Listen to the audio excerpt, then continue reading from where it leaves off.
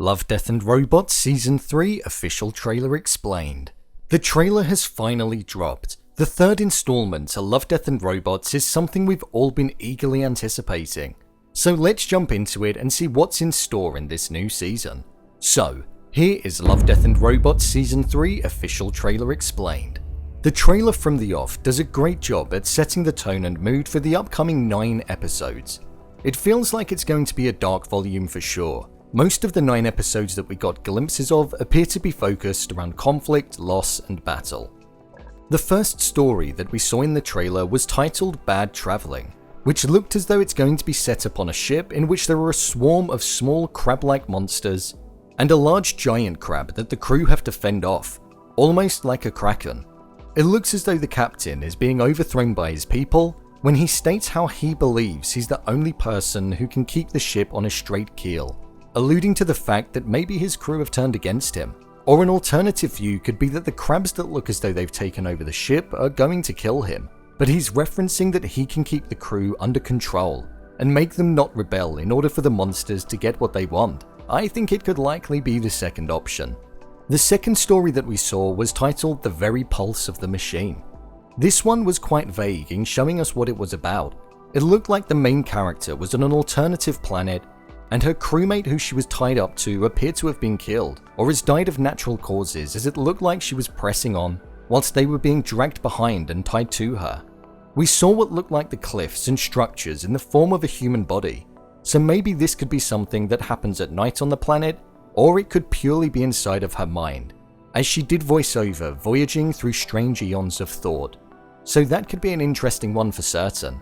The third episode that we saw was titled In Vaulted Halls Entombed.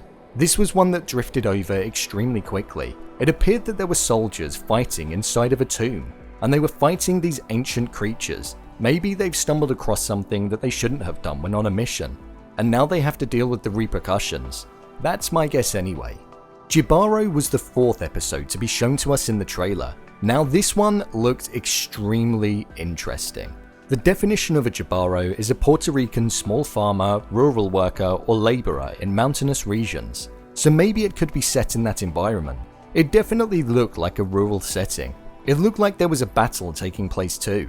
The scream that was let out with the glitching effect was something that I thought was a great touch, and you could really sense the power of the mysterious woman who we first saw peering out of the water.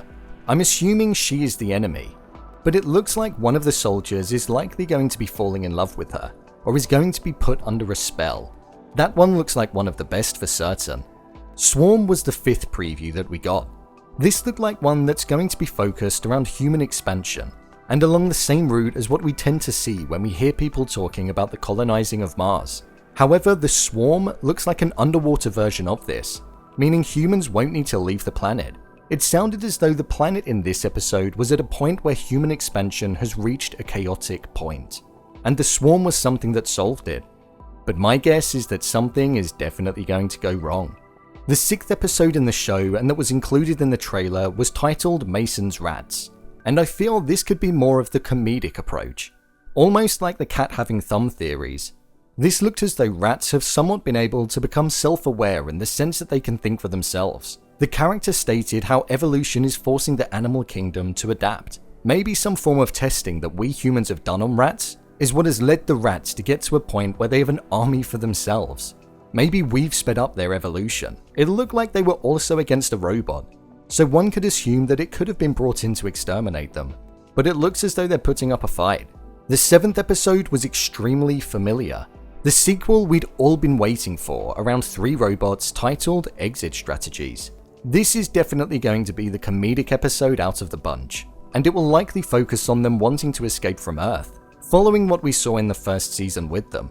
It looked like it was at a tech millionaire's mansion, where the humans built the robots, were mean to the robots, and then the robots killed the humans, essentially taking over. So it's an interesting story for sure. We also saw a cameo of the cat as well trying to drink milk, so I'm intrigued to find out what happened when we left them in Volume 1. Kill Team Kill was the 8th episode shown to us in the trailer. This one looked extremely out there in terms of art style, and reminded me of Fish Night. It bears a similar resemblance to the episode Bad Traveling, where they appear to encounter a monster, but this time in the forest instead of on a ship.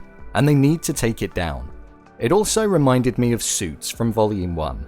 The final episode in the trailer was titled Night of the Mini-Dead. This one looked exciting, almost like when the yogurt took over or automated customer service.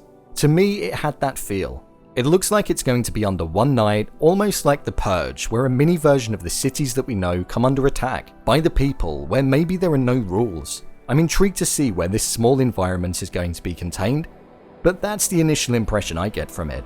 We then went on to see a snippet from all of them, and the diverse art styles really shone through. More so than Volume 2, I'd say. We know for certain that this is going to be hitting Netflix on May the 20th, so we've not got long to wait at all. What episode are you looking forward to the most? Leave a comment down below, and don't forget to subscribe. I'll see you next time.